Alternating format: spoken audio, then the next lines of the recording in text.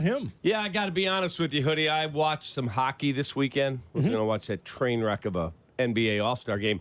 But watching all of that and seeing Connor Bedard in a Blackhawks uniform, what a dumb decision to draft that guy. What do you mean? They should have traded the generational prospect for a haul and build the roster around Philip Kurashev and whoever else. Soderblom and Peter Mrazek. Yeah. Not.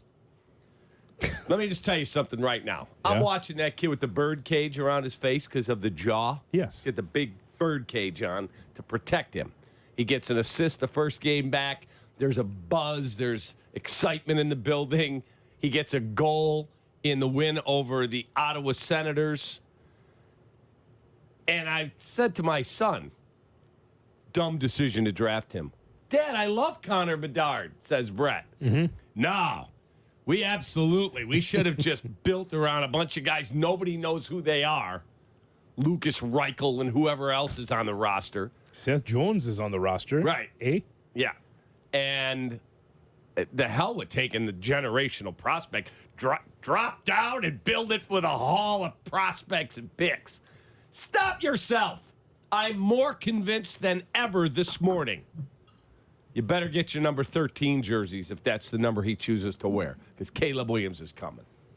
So That's my opinion. So you're saying that, hey, look at the Blackhawks. And, of course, because of this young man, there's no question that Bedard is the apple of everyone's eye. As he was being drafted, people thought, oh, my God, the Blackhawks are going to set their generation, their generational talent up, and they're going to set their franchise up for the next decade plus.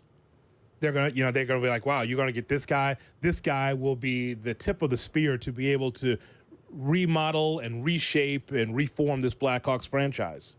And so people thought, well, I wish that was me. I mean, my hockey friends were like, well, you guys have someone that's going to be really special. He's a kid now, but he's going to be really special. We've been through Taves and Kane. We've been through the championship years, but imagine him. Now imagine the day that the NHL draft happens and the Blackhawks get rid of that kid. And they say, no, we're going to trade him for a lot of different veterans, a bunch of scrap heap veterans. Could you imagine that?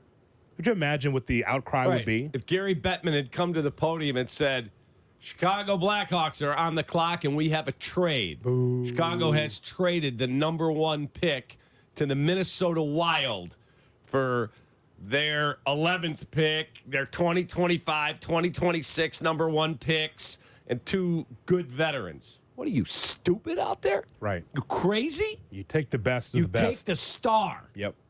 And if they evaluate Caleb Williams like many in the NFL are, I'm not talking about players. I'm not talking about Rex Ryan sitting on a set who hasn't watched Caleb Williams play. I'm talking about like the guys that do this for a living. They break down every prospect. They do all the homework. If they say that's the dude, you run to the podium right now. You start running to Detroit. Yeah, I'm with the Chicago Bears. I'm the equipment manager, Tony Medlin. I'm getting the honor to hand the pick in. Yeah, I'm here. Here for what?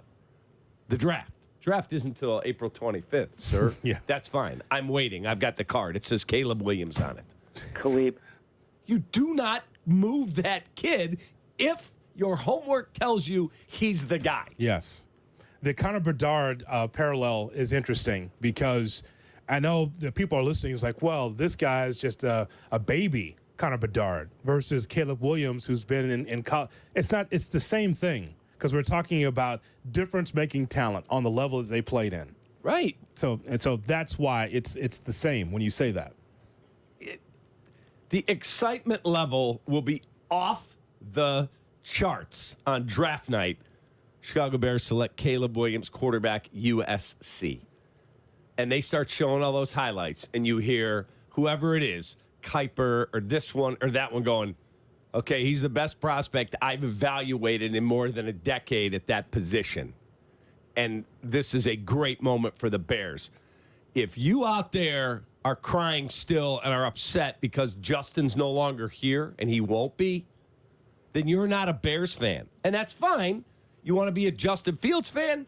Have at it. I'm a Bears fan. And if this lady walking by here right now in the Pink Nation hat who's probably 65, if they determine that she is the best person to be the quarterback, I'll disagree with their evaluation, but I'm cheering for her. Yeah. I'm a Bears fan. Ultimately, this is the thing that we have to be able to look at.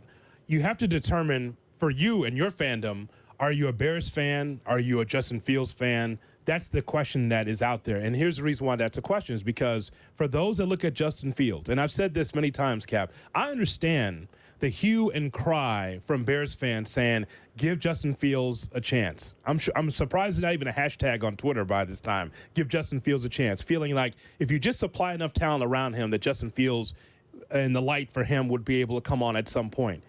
Cap, it doesn't work that way in the NFL today. You just don't have 5 to 7 to 9 years to try to develop someone that you think can be the guy. If there's question marks about a talent, I don't care if it's quarterback, wide receiver, I don't care if it's a defensive lineman. If you have questions about that person and you feel like this is the ceiling for this particular player, then you have to be able to get rid of him. Mm-hmm. That's based on your evaluation as a general manager. If you feel like the asset or the player that you have on your team cannot get to another level, then you have to be able to figure out through the draft or free agency how to replace that player. And all the numbers speak to it. We saw it right before we came on the air. Cap and I were looking over our shoulders at the big TVs.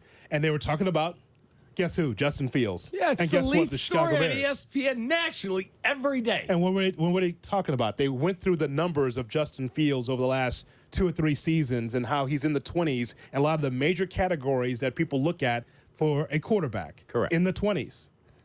Now, again, if he had the right infrastructure, the 20s wouldn't matter. Like, okay, you know what? He's not the best quarterback, but boy, that offense is churning. You know, they run the football well, or boy, that defense is strong. So that masks some of the issues with Justin Fields. But that's not the case, though. See, that's the thing.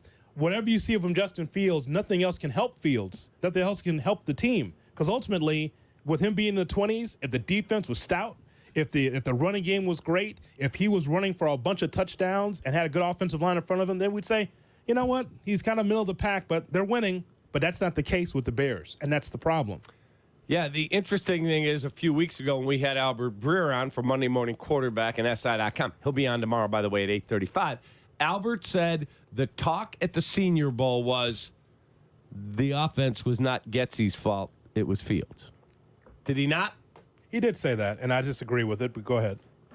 Do you know that I was told yesterday when Luke Getsy, he had multiple interviews in multiple cities. Mm-hmm. When he got the Raiders job, he has never, till he interviewed, ever met Antonio Pierce.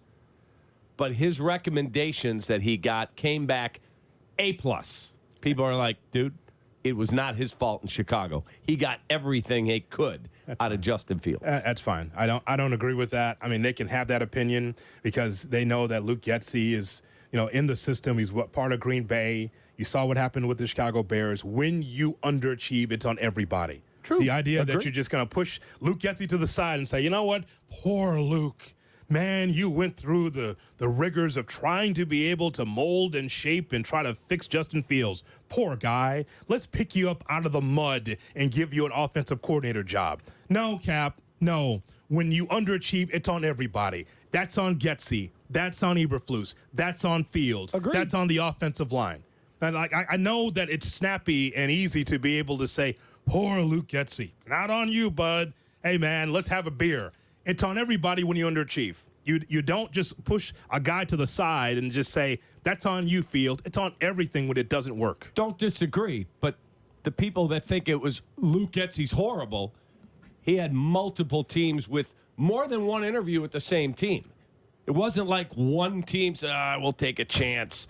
New Orleans had 2 meetings with him. New England, That's 2. fine. And the Raiders ended up getting him.